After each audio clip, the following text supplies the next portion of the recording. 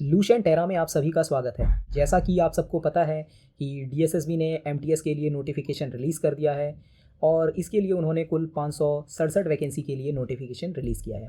तो इस वीडियो में मैं आपको बताऊंगा कि इसकी प्रीवियस ईयर कटअप क्या थी। देखो, 10th लेवल की एक वैकेंसी डीएसएसबी ने रिलीज़ की थी जिसका पोस्ट कोड था 44/21।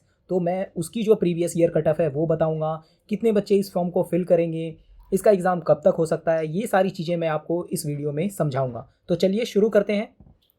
इस फॉर्म की जो ओपनिंग डेट है वो 8 फरवरी 2024 रखी गई है। वहीं इस फॉर्म की जो क्लोजिंग डेट है वो 8 मार्च 2024 रखी गई है। यानी कि आप इस फॉर्म को 8 फरवरी 2024 से 8 मार्च 2024 तक फिल कर सकते हैं। इस फॉर्म के लिए जो पोस्ट कोड है वो 812/24 रखा गया है। एक एक वैकेंसी को हम देख लेते हैं कि किस डिपार्टमेंट में कितनी वैकेंसी है। वैसे डीएसएसबी ने इस बार 15 डिपार्टमेंट के लिए एमटीएस की वैकेंसी रिलीज़ की है। वुमेन एंड चाइल्ड डेवलपमेंट के अंदर यूआर की 87 वैकेंसी है, ओबीसी की 64, एससी की 4, एसटी की 16, ईडब्ल्यूएस की 23। यानी कि वुमेन एंड चाइल्ड डेवलपमेंट के अंदर कुल मिलाकर 194 वैकेंसी रखी गई है। सोशल वेलफेयर डिपार्टमेंट की बात करें तो उसके अंदर यूआर की 43, ओबीसी की 34, एससी की 5, एसटी की 8, ईडब्ल्यूएस की 9। यानी इस डिपार्टमेंट में कुल मिलाकर 99 वैकेंसी रखी गई है। ट्रेनिंग एंड टेक्निकल एजुकेशन की बात करें तो यूआर की 36, ओबीसी की 35, एससी के अंदर एक भी वैकेंसी नहीं है, एसटी के अंदर 7, ईडब्ल्यूएस के अंदर 8। यानी कि कुल मिलाकर इस डिपार्टमेंट में 86 वैकेंसी रखी गई है। प्रिंसिपल अकाउंट ऑफिस की बात करें तो इसमें यूआर की 25 वैकेंसी है, ओबीसी की 18, एससी की 10, एसटी की 3 और ईडब्ल्यूएस की 8। यानी इस डिपार्टमेंट के अंदर कुल मिलाकर 64 वैकेंसी रखी गई है।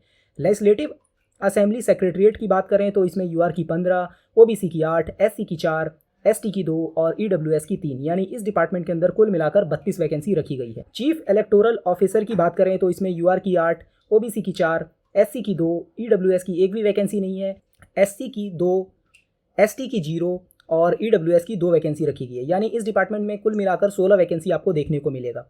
Delhi subordinate service selection board यानी डीएसएसबी, जो एजेंसी आपका नोटिफिकेशन रिलीज़ करती है डीएसएसबी एग्ज़ाम के लिए, दिल्ली के एग्ज़ाम के लिए, उन्होंने भी इस बार एमटीएस के लिए वैकेंसी रिलीज़ की है। तो उन्होंने कितनी वैकेंसी रखी है?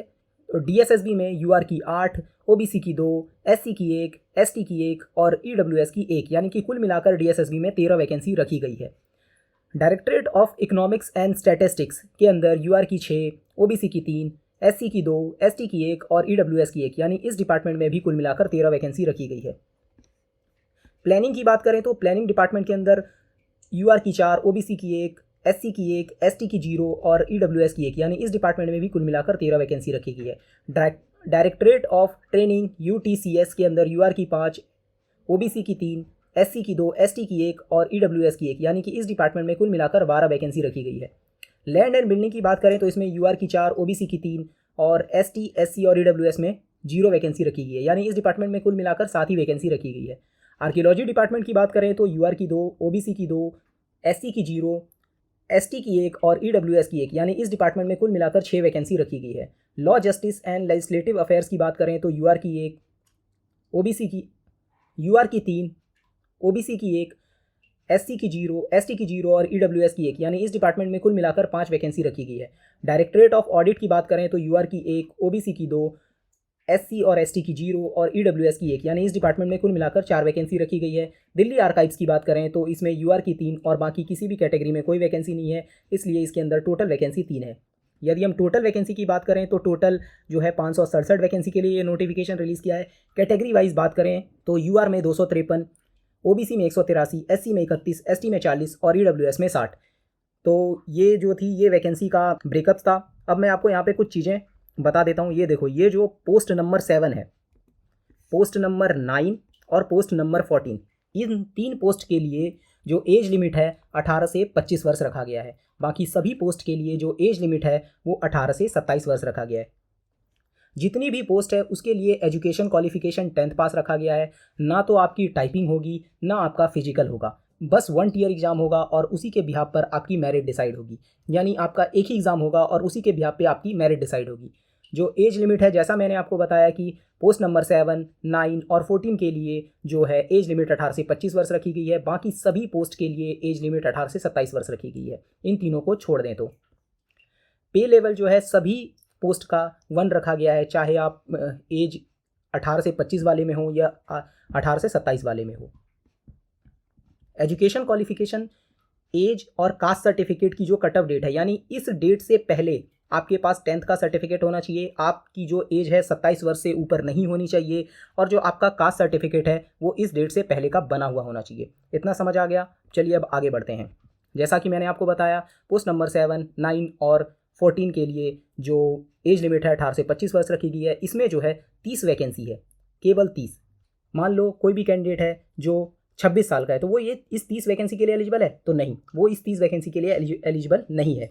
अब मान लो कोई भी कैंडिडेट है जो 18 से 25 के बीच में है, तो वो सारी वैकेंसी के लिए एलिजिबल है। इतना समझ गए? चलिए अब आगे बढ़ते हैं।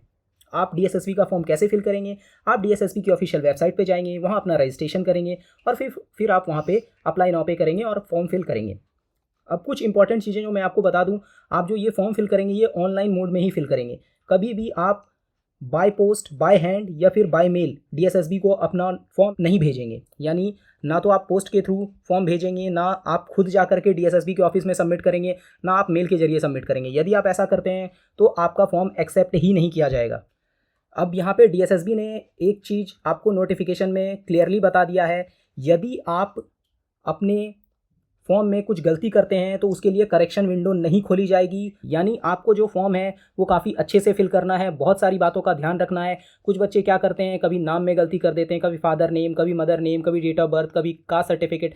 इन सब की गलती आपको नहीं करनी है। आपको जो फॉर्म है काफ़ी अच्छे से भरना है। एक दिन अपना टाइम निकाल लीजिए और उस दिन बस केवल फॉर्म पे ही ध्यान रखिए, क्योंकि यदि आप ऐसा करते हैं तो आगे आपको दिक्कत हो सकती है।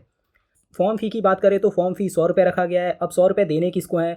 100 रुपये जो है केवल यूआर कैंडिडेट, ओबीसी कैंडिडेट और ईडब्ल्यूएस कैंडिडेट, वो भी जो मेल कैंडिडेट हैं, बस उनको देना है। फॉर्म जो है women candidate, SC, ST, PWD और एक्स सर्विसमैन के लिए फ्री रखा गया है। एग्जामिनेशन स्कीम की बात करें तो इसके लिए जो है आपको 2 घंटे का समय दिया जाएगा।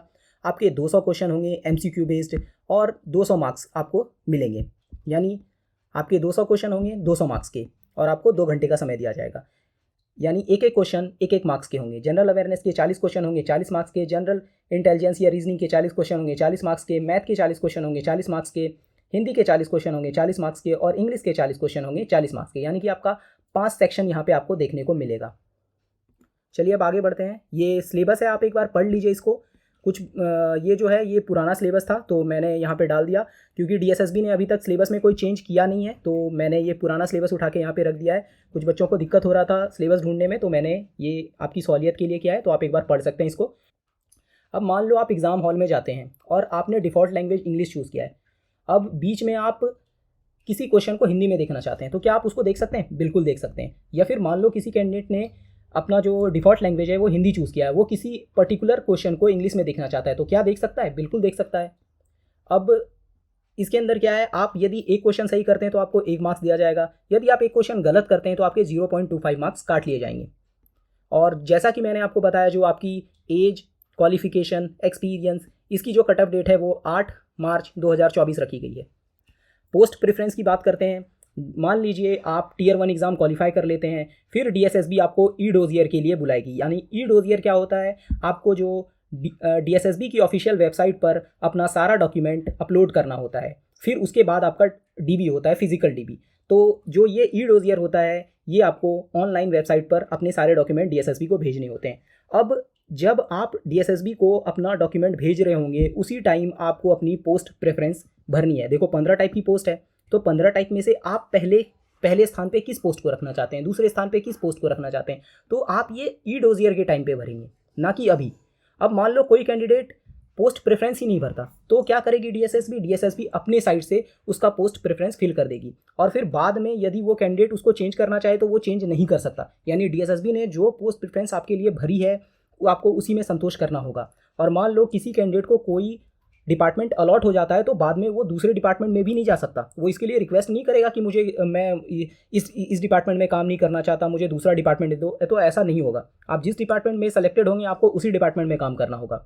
अब यहाँ पे एज रिलैक्सेशन है, आप इसको एक बार पढ़ लीजिए। अब हम आगे बढ़ते हैं। यहाँ पे जो है डीएसएसबी कुछ पर्टिकुलर ड्रेस कोड यूज़ करती है, यानी कि आपको जो कपड़े हैं वो हाफ स्लीव में पहन के जाने हैं और आप चप्पल पहन के जाएंगे, ना कि जूते। और जो लड़कियां हैं वो लो हील्स वाली सैंडल पहन के जाएगी, ठीक है। ये सारी चीज़ें यहाँ पे लिखी है, आपको इनको फॉलो करना है, क्योंकि यदि आप इनको फॉलो नहीं करते हैं और आप फुल स्लीव वाले कपड़े पहन के जाते हैं तो वहाँ जब आप एग्ज़ाम हॉल में जाएंगे तो वहाँ के जो स्टाफ हैं वो आपका जो फुल स्लीव है उसको हाफ स्लीव में कन्वर्ट कर देंगे, यानी आपके जो कपड़े हैं वो काट दिए जाएंगे, चाहे वो लड़की हो या लड़का। मान लीजिए आप एग्ज़ाम देने गए और आपका पहला सेक्शन जो है रीजनिंग खुला। अब मान लीजिए आपने 1 क्वेश्चन किया, 2 क्वेश्चन किया, 3 क्वेश्चन किया, आपको चौथे क्वेश्चन में कुछ डाउट हुआ, आपने इसको स्किप किया और बाकी सारे क्वेश्चन किए।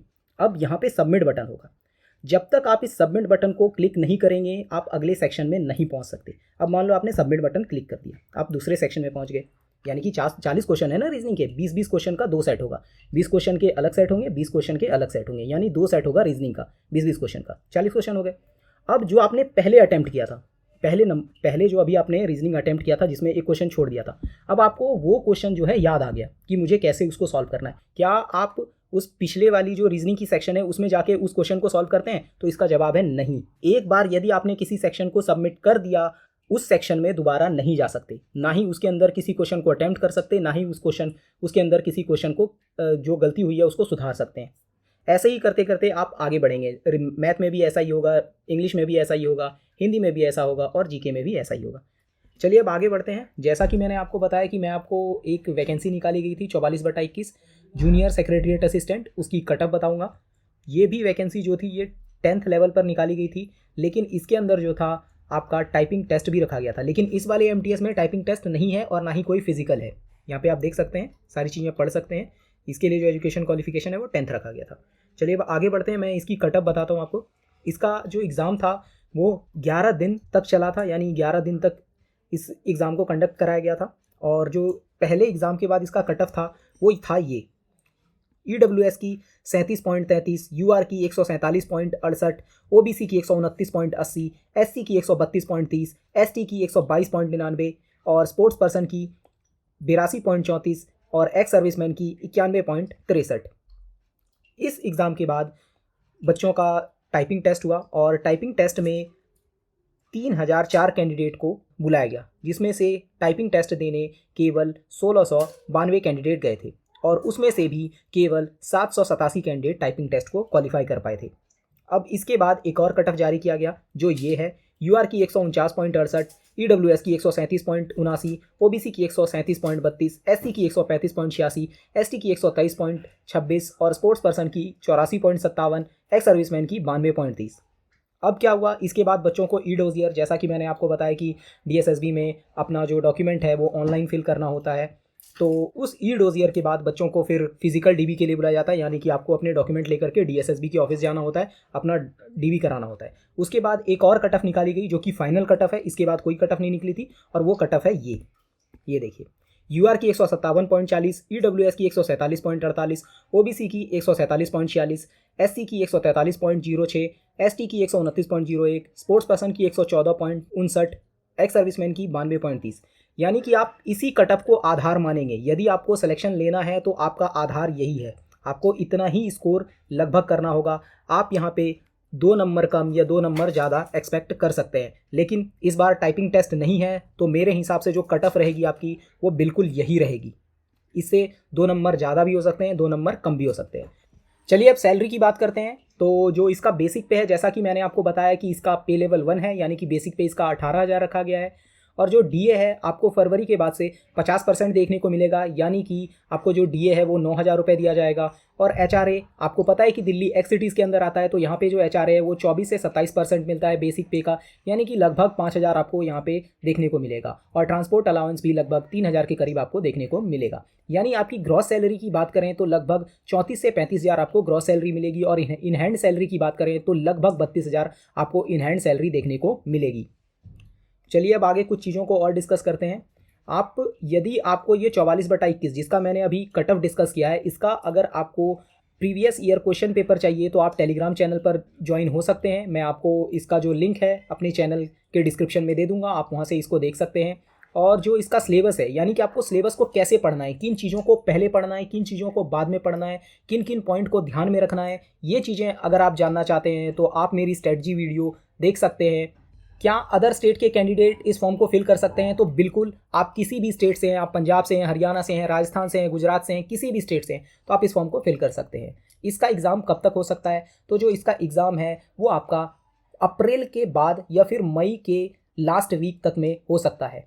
इस फॉर्म को कितने कैंडिडेट फिल करेंगे, तो मेरे अकॉर्डिंग इस फॉर्म को लगभग 7 से 10 लाख कैंडिडेट इस फॉर्म को फिल करेंगे, क्योंकि आपको पता होगा कि ये फॉर्म जो है women candidate, SC, ST, PWD और एक्स सर्विसमैन के लिए फ्री है। तो ये फॉर्म आपको इतने कैंडिडेट ही फिल करते हुए दिखेंगे। चलिए अब आगे बढ़ते हैं। क्या अदर स्टेट के SC, ST, EWS यहाँ पे रिजर्वेशन पा सकते हैं? तो इसका जवाब है हाँ। यदि आप अदर स्टेट के SC, ST और EWS हैं तो आपको यहाँ पे रिजर्वेशन मिलेगा। लेकिन यदि आप अदर स्टेट के OBC हैं और आपके पास OBC का सेंट्रल लेवल का सर्टिफिकेट है तो आपको यहाँ पे OBC काउंट नहीं किया जाएगा। इतना समझ गए आप? आपको दिल्ली का, अगर आप दिल्ली में एज अ OBC का, अगर आप दिल्ली में OBC का रिजर्वेशन लेना चाहते हैं तो आपके पास दिल्ली का OBC होना चाहिए। और उसके अंदर भी कुछ कंडीशन है कि आपके पास आपका जो सर्टिफिकेट है वो 1993 के प्रूफ के बिहाफ पे बना हुआ होना चाहिए या फिर वो आपके फादर के बिहाफ पे बना हुआ होना चाहिए। तो चलिए अब आगे बढ़ते हैं।